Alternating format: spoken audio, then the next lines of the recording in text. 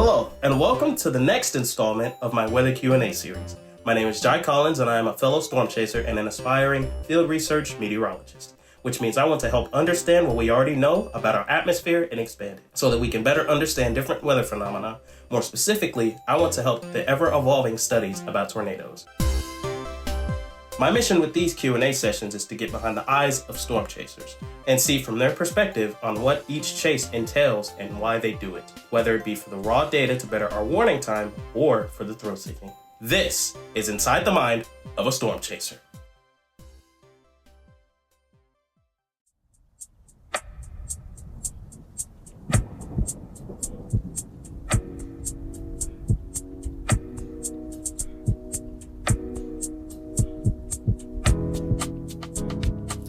Hello, and welcome back to another episode of Inside the Mind of a Storm Chaser. My editor, Mr. Eli Hill, is back again for another episode. It is me, Mr. Eli Hill. I am talking like Jai does. That's how he talks. I'm sorry, enunciating everything. Hey. Am I wrong? I am sorry. I am sorry. Okay. What? So, we're going to be doing something a little different this episode. Like we said last time, I'm going to be teaching him some things about meteorology and just kind of the basics about everything. Because again, he has zero knowledge about anything related to nothing. Yeah, just nothing related to this topic. So. In my brain, it's so smooth I can play pool with it. Yeah, you said your peon-sized brain. My peon-sized brain. Wait, man, where don't we start this podcast? You're not even gonna ask me how my day is. You know what? You don't even ask me, buddy. I hang out with you almost what I every did today. Okay. What my social security number is. Yeah. How long my fingernails have grown. Normal things. People talk to each other. Okay, I apologize profusely, Mr. Hill. How has your day been, buddy? It's been good. It's been okay. I mowed yards. What you normally do on days like that. And then I walked and mowed yards. You didn't even mow the lawn today because it was raining. No. Hey. I mowed yards, and then I got home, and then it started raining, and then I couldn't mow my own yard. Okay. So I don't even want to hear it. Okay. Well, sure. Sure, that's what happened. Sure. Yeah, I'm a storm spotter. It's raining outside. Hey. Good. You did a good job! Oh my god! Where's my paycheck? I saw the storm report just in the bottom right corner on my radar. I was like, that was Mr. Hill. No, it wasn't. Yeah, I'm still not a storm spotter, and I don't have any plans to be a storm spotter. You're going on a storm chase with me. You see, I actually control the weather, so okay. So there is no zero chances. Not happening, I guess. Not anytime soon. Okay. Unless a monsoon comes out of nowhere. Let's just get on with it, buddy.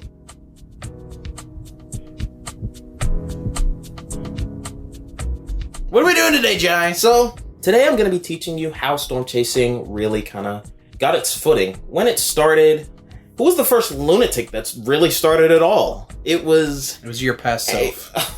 I wish. You're actually a time traveler. My name is Future Trunks. But no one is going to get that. No one is going to get that. Surprisingly, there are some Dragon Ball fans that do watch my podcast. So. Yeah, you. Shut up. Shh. Hush. Silence. But the guy went by the name of David Hoadley. He tracked storms through North Dakota. This was, oh boy, such a random state. I know. But, I mean, then granted, again, we are in Arkansas. Yeah, we're in Arkansas, and we see tornadoes, so you should not be surprised that North Dakota and South Dakota see tornadoes. I'm trying to picture where the Dakotas are in my mind map. Think of Nebraska and think north of there.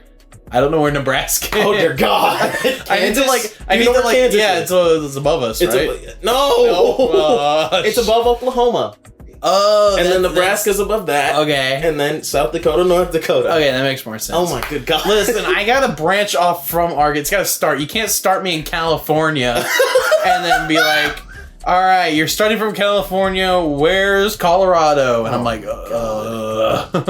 Dear Lord. Okay. All right, started in the Dakotas. Okay, so he mainly tracked storms through North Dakota, and he did that for a long while. It's not really known when he started. I'm sure he did it as a kid because his fascination of storms was so great that he decided to be the first founder and editor of Storm Track magazine. What year was this? How long ago was this? 1900s. What the? Oh my god. Yeah.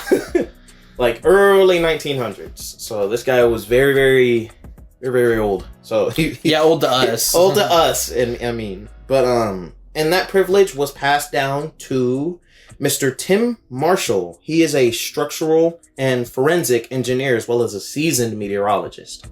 So the reason why storm chasing really picked up in the 1900s was mainly due to a couple outbreaks that piqued people's interest.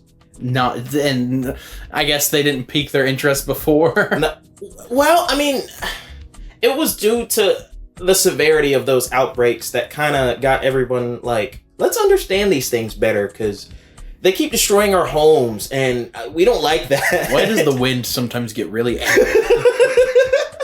Why does it make a little twisting motion on the ground like those dust devils? Because actually, I'm gonna tell you something. The word tornado was banned of use like ever. What? In any type of news article, any type of it was just banned. You could not use it. So the term twister was derived from tornado because, I mean... What was wrong with tornado? Public fear, I guess. I don't know. I couldn't find anything. And so switching the words makes the public... I guess, but... That doesn't make any sense. It doesn't make sense, but it... I mean, I guess we got a new word. Fear factor. You gotta take into account fear factor.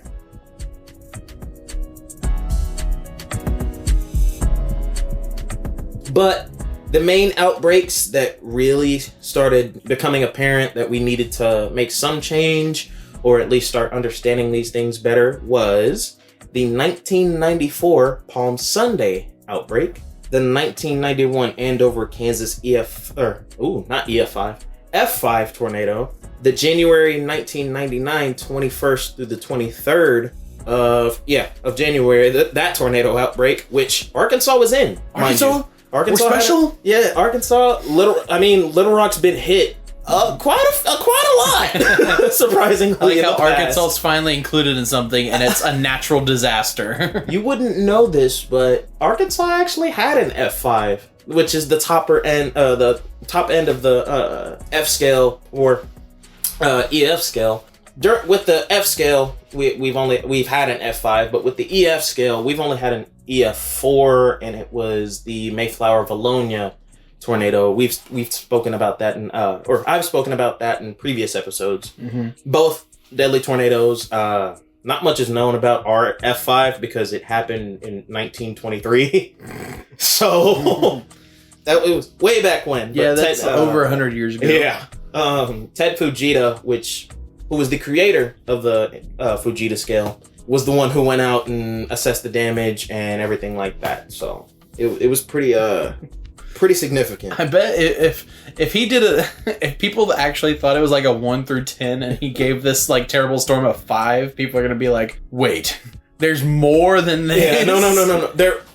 Actually, in the first early stages of the scale, it went all the way up to 12.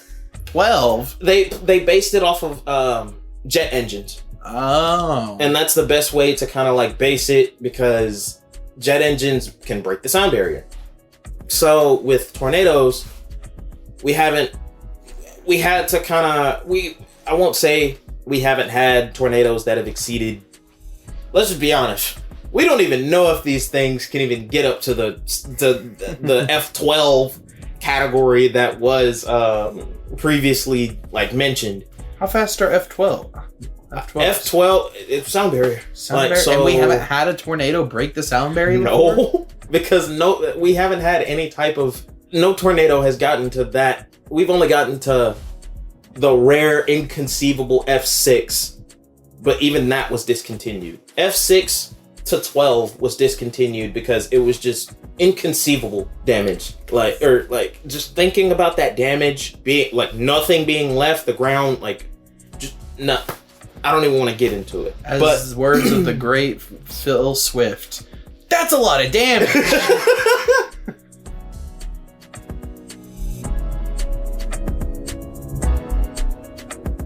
But and then excuse me, I was talking about the outbreaks that piqued people's interest, and then the 1999 Oklahoma tornado outbreak, which highest wind speeds, except recently we've passed that, I'm pretty sure.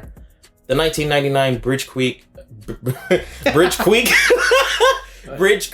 to Moore F5 tornado, which had wind speeds in excess of 301 miles per hour, give or take 20 due to margin of error. Is it Queek just like a young Queek? No. Like, oh my god, I gotta go see my Queek.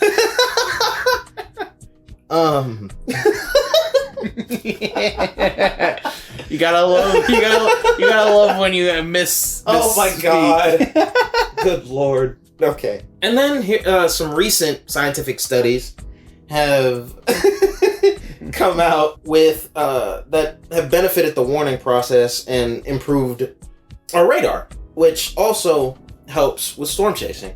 Now, this first study, or this first tornado, was completely shrouded in rain, so we could not see it. Nobody could really chase this thing. If you got a view of it, I mean, I highly doubt. I just don't think it would have been able to have been seen with how much rain there was, and then just it was incredible, incredible structure. Just I've seen pictures and everything of the storm itself, but not of the tornado. And I'm talking about the 1990 Plainfield tornado.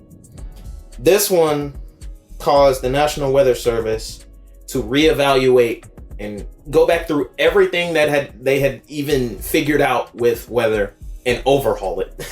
Like overhaul the whole system? They overhauled radar, tornado sounding sounding tornado sirens and everything, going into depth with communication between National Weather Service offices, and they have branches now instead of just one overall office taking over a state. So this tornado was deadly solely because there was no warning.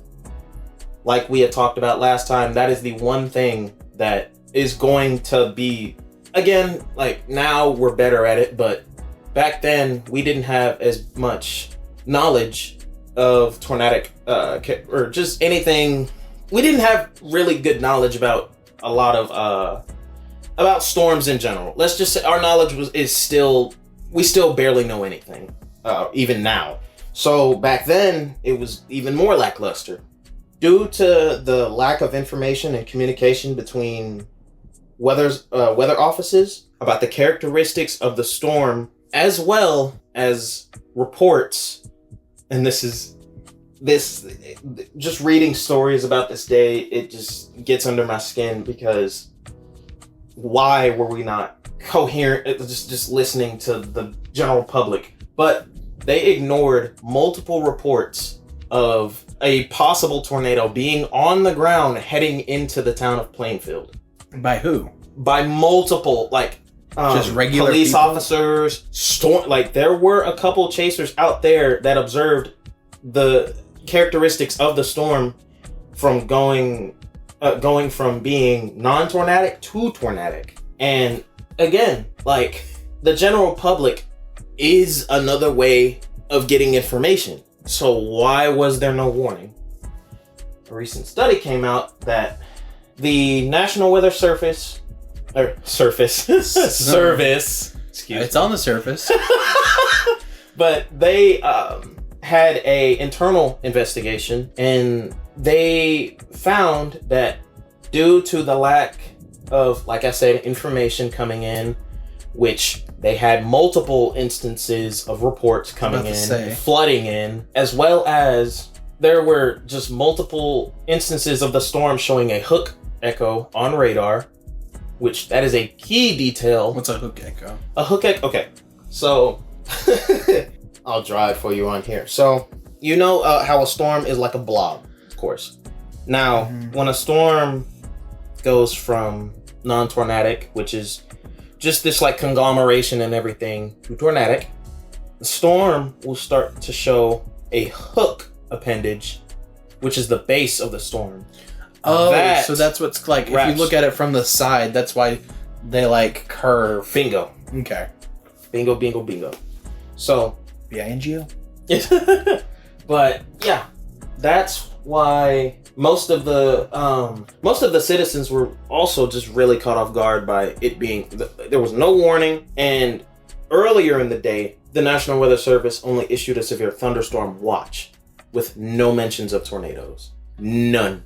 Even though they've got so many people.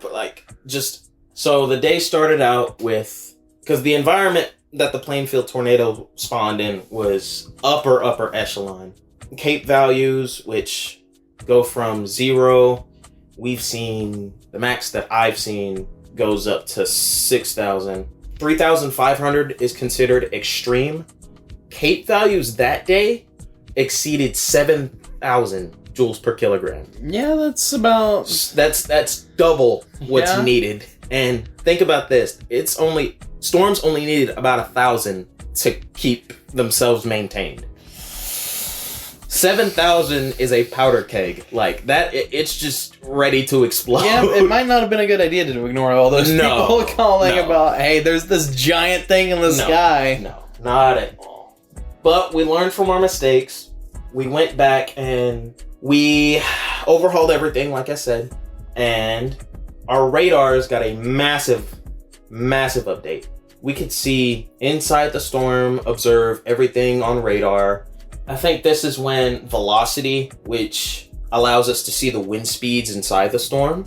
So sometimes you'll see on like velocity, the green and the red sometimes next to each other. Yeah. That's a key sign of like whenever they're when you're looking at a radar. Yeah, just like here, I'll even show you an example. You guys can't see this, but You can look it up. yeah, you just look it up. But see, like the green and the red, green going toward the radar, red going away. Now, when they're in close proximity, of course, when a storm is actually forming and you see a hook echo, yeah, red and green right next to each other, that's how you know a tornado is, or at least a rotational signature is apparent. That came out and that helped a lot. We were able to just issue warnings a whole lot better, and the warning lead time, that's when it started going up from when I said 4 minutes to almost, because they started issuing warnings for like whole counties, like just farther out. And then we fixed that, but we completely nixed that in recent years. But they would issue a warning for the entire like 4 counties over. And so basically you got almost an hour of lead time, which you bet a lot better than you better bet your sweet pee like a lot better than what it was. Yeah. So, and then here's a big one. The 1999 Bridge Creek I did it again. The Bridge Creek Moore, Oklahoma F5 tornado warranted a whole new warning being introduced solely because of how violent it was. 301 miles per hour was measured by Dr. Josh Werman in the Doppler on wheels, which is a radar mounted on the back of a truck, and it allows us to see inside the storm, inside the tornado, and see inside the mind of a storm chaser. Inside the see what I mean? What? It's all coming together now. Oh my gosh, bro! But they saw wind speeds in excess of 301 miles per hour, and it was headed straight into the highly populated areas of the Oklahoma City metro area. So they had to get some type of warning out that would tell people that, okay, you have got to take this seriously because your life is in danger.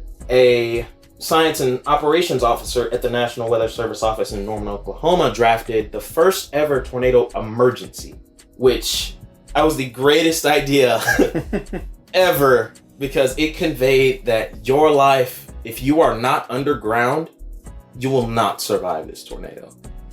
So it's what was it? What were they before? Just warnings? They were just warnings. Until one got so bad that they were like, hey, you could die. Yeah. Like, if you do not take this seriously, your life is in big time jeopardy. Tornadoes will do that. Yeah.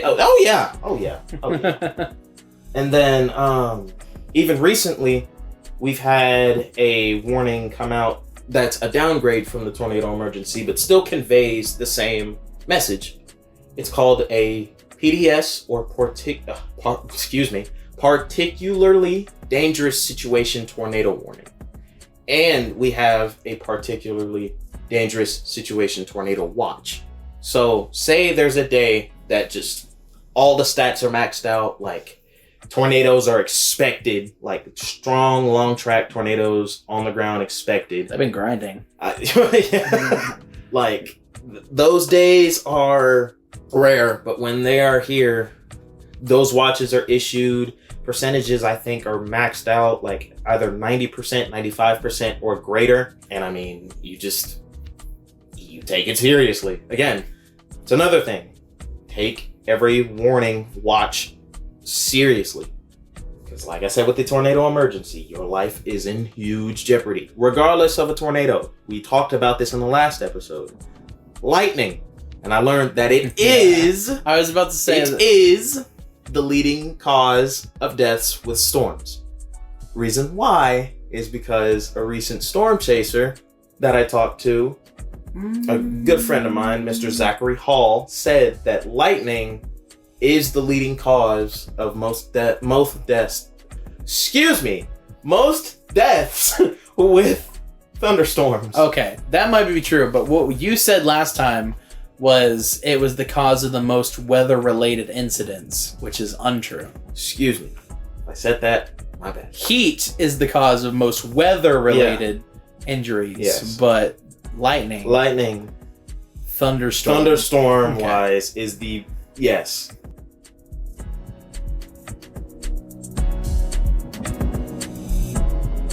Any questions so far?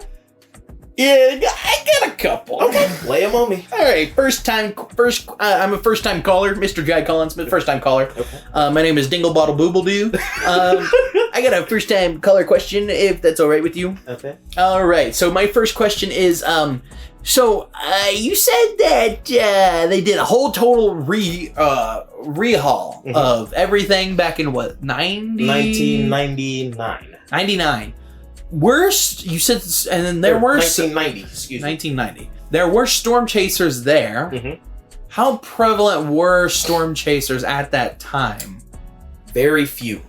You had maybe barely 3, maybe just 1 at a time. In total, or in like a region or a like state? different like states. So say Oklahoma was the place where it was mostly booming. Oklahoma, Kansas, Tornado Alley, like the generic Tornado Alley was where it was most prevalent, of where storm chasers were most prevalent. In the upper Midwest, which is where Illinois sat, which Plainfield, Illinois sat, barely any storm chasers. I mean, this was when it was really starting to kind of like get some traction. So, and I mean, this was in August. You would not expect tornadoes in the month of August, especially an F5 tornado. Yeah. In derecho conditions, like winds in the upper atmosphere coming in from the northwest. I mean, you expect windbag events. Just messy convection or messy storms, just everything in summertime showers. Nothing hinting at a tornadic event like the Plainfield day, which I won't get into that. All right, Mr. Jai Collins, a follow-up question, if you will. Okay. Were storm chasers at that time, before the rehaul, taken seriously? Or were they, seen as you said earlier, lunatics who just decide to get in a car and drive after a giant tornado that could kill them? Some of them were recognized. The 1990s was when it was when they started getting some more respect. Again, 1995 and after was when storm chasers really started getting some respect, and they started working with news stations, calls and everything, going through. That's when I think they got the most, when they started really helping out with the warning process and everything like that, because they actually had eyes. Again, these people are out in the field, so they had eyes and they could tell you in real time what is happening. That's when I really think they started kind of respecting storm chasers, because they're risking their lives for you, not the other way around. Was it even a job at this point? No. It was more of just volunteers? Yes. If you had a camera and a way to live stream, which back then There was no live streaming. there was no live streaming, so it was You better have a walkie-talkie. yeah. You take pictures and you could send it in. I mean, this was back when the latest phone was a Nokia. I just imagine, like, I don't even know if they could do texting with pictures back then. 1990 was 1990 though. That's still far back. I mean, the quality of the pictures would be atrocious. I mean, it's a possibility, but it would have been so like crappy. Yeah. Of a picture. I was just sitting here thinking like, oh, like if I'm just gonna act out a scene, or this is a gross exaggeration, but if I had to act out a scene, it'd be, oh dear, Timothy, there's a giant tornado. We must send it off to the news stations. All right, father. Let me just take a quick picture with my revolutionary digital camera device. Kerchink. Yeah. Oh, it's printing. Oh, let me deliver this in the envelope for them to catch. Licking the envelope, sealing it shut. Oh, now let me just send it in the post office for them to get in like 6 to 4 business days. Something. I mean, maybe they could talk with walkie-talkies, but they couldn't get no visuals. I don't know, but somehow it worked back then, and we were able to get pictures. But with cameras on maybe helicopters and stuff like that, we were able to get streaming of sort. They just video recorded and everything like that, and you were able to see it. But yeah.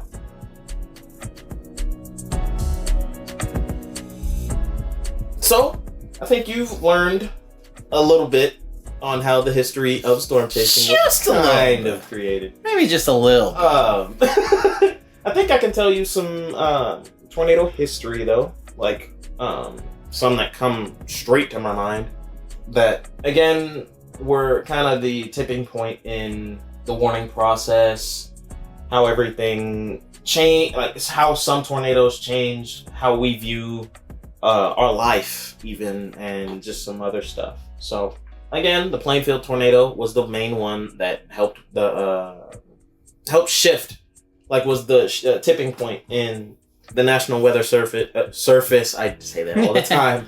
In the National Weather Surface, they overhauled everything, with better communication between offices. They divided the tasks amongst different offices within the region of a state, and it allowed for better warning overall and better view of just weather in general with the NEXRAD radars and such. The Bridge Creek Moore tornado was the main one that issued, or that had a actual tornado emergency just being issued, and that was the first time it was ever issued, so that was like a huge deal.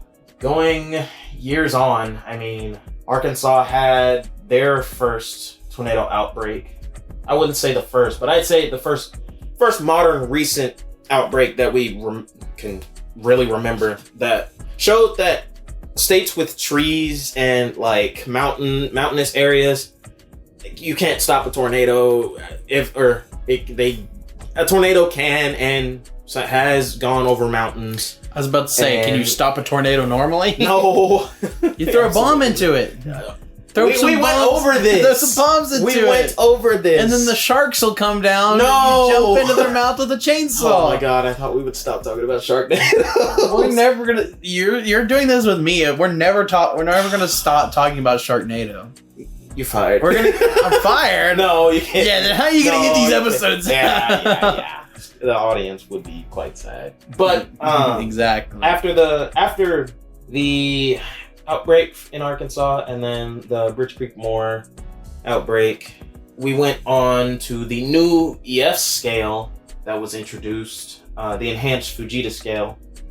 And the first EF5 tornado was the Greensburg, Kansas tornado. I don't know if you've seen videos or like maybe even TikToks on how scary it was, but it was 1.7 miles wide and it consumed the entire town of Greensburg. That's fun. It swallowed like the entire town whole, and almost 95% of the town was a barren slab of just land. So that was another day that I think a tornado emergency was also issued for a town after 1999 with the Birch Creek Moor tornado. After that, we kind of lose some dates and such, but we had the 2010 Yazoo City, Mississippi tornado that was an EF4 that traveled on the ground through almost the entire state. It started in Louisiana, tracked through the western portions of the state, went northeast, and ended up in Alabama and dissipated near the northern Tennessee-Alabama border. Traveled 172 miles. Or over that. I'm pretty sure. So it traveled a long distance. That's even more fun. Yeah, it traveled a long distance. Ring, ring, ring, ring, ring, ring. Ring, ring, ring, ring, ring, ring. Which... Ring, ring, ring, ring, ring, ring. Ring, ring, ring, ring, ring, ring. Okay, answer the phone. Hello? Hi there, Mr. J. Collins. Oh, This is, God. long-time listener, long-time caller, long-time fanboy. Mr. Doodle Finger Licking Good. Hello, Mr. Doodle Finger Licking Good. I got a question for you, Mr. J. Collins. Answer. Go ahead. It has to do with storm chasers. Okay. Storm chasers. You're that, right? Yes, that indeed. Yeah, yes, indeed. Okay. I just had a question about how much do you think the storm chasers have changed over the years since the total recall in the 90s? And how much more big would you say they've gotten? I would say ever since the overhaul, especially with radar, it allowed a lot more people to get more educated on how to storm chase properly and how to it just piqued everybody's interest, especially college-wise. I mean, you get schooling on it, but you want to do storm chasing full-time, so you need experience. The overhaul gave that. I mean, you got better radar, much more information on storm characteristics, everything like that. And, I mean, if you're a weather weenie, I hate to say that word, but if you That was very funny, Mr. J. if you're a weather weenie, you tend to lean towards the more knowledgeable side of weather, regardless. Not to say that non-weather weenies aren't educated on the weather, but if you're a diehard, true weather nerd, you got into the field and you did it with passion and you did it with utmost grace, and you did it for the knowledge and you did it to help the warning process. Now, it getting bigger, like the fan base and just the amount of people doing it, if it grew, yes. We have thousands, hundreds, if not thousands, of just new chasers wanting to do it and wanting to help out in any way possible. Of course, there are those who do it for the money. Other than that, I will say that everything has completely boomed in recent years. Well, thank you so much for answering my question, Mr. J. You're super welcome. I have one last thing to say. You're my favorite, bestest favorite guy in the world. And you're incredible. I appreciate your support. Oh my god, I'm gonna tell my mom you said that. That is so nice of you to say. Hello? My editor is quite the goober, if you guys can't tell. What are you talking about? That was Mr. Finger Boogle Digga Digga Ding Dude. You couldn't even remember his name. Hey, I wasn't the one talking to him. Yeah, That was you. I couldn't remember his name either. But, like I was saying, storm chasing entirely has just boomed, and it's really helped out everybody. I mean, there was a story recently of a storm chaser named Freddie McKinney who helped out a family, got them to a hospital. They're doing A-okay now. But there was a tornado that hit them head on, and he was the first on the scene, and he got those kiddos and that family to a safe spot. And it genuinely hit me hard because, I mean, we don't do this just to make a living sometimes, or we don't do it. We do it centered around helping people. And I think that's the main idea for everyone, regardless of what you may think of the field. We do it to help people. It's a good thing. It's a good motive to have. It's the only good motive to do. So, I mean... Well, it's just a good motive in general. Bingo. There you go. B-I-N-G-O. B-I-N-G-O, guys. I know you probably want to talk about Sharknado, but Did you know? No! Sharknado's a movie. Ring, ring, ring, ring, ring, ring. I am not answering that phone. I am not taking calls at this time. Jai, you got someone on the line? I am not answering that. No. Jai, it's kind of your legal obligation to answer the phones. Well, I'm gonna pick it up and then hang up. Yeah, Jai. What? This guy just hung up on me. Oh, well. Oh, boy. Okay. Hello. Why would you just hang up on me like that? Buddy, I'm sorry. You know, I'm in the middle of something. I had a question about storm chasing and weather-related phenomenon, okay. And then you just hang up on me. Then ask your question, oh great one. Just the silence. If you had to guess...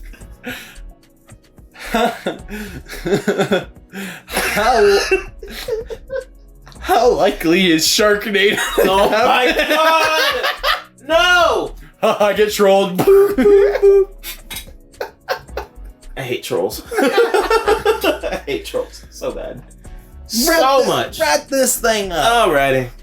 But overall, storm chasing started as a way to convey to the public that you need to value your life more in face of any type of danger. Overall, you need to protect yourself and protect others around you. Simple and plain.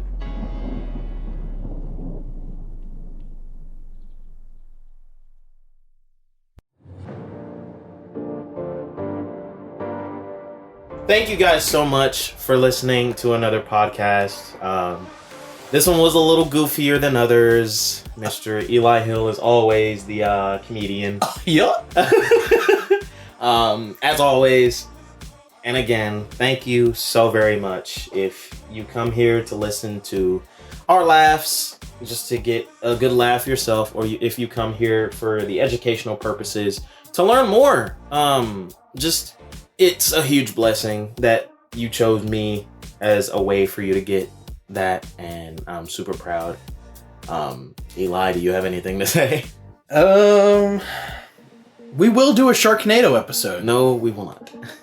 Yeah, we will. I am nixing that in the bud before anything. We'll see about that. Absolutely not. I could change your mind. Sure. Well, that was easy. No. But again, guys, thank you so very much for listening. You guys have a good day, and as always, stay safe, and goodbye.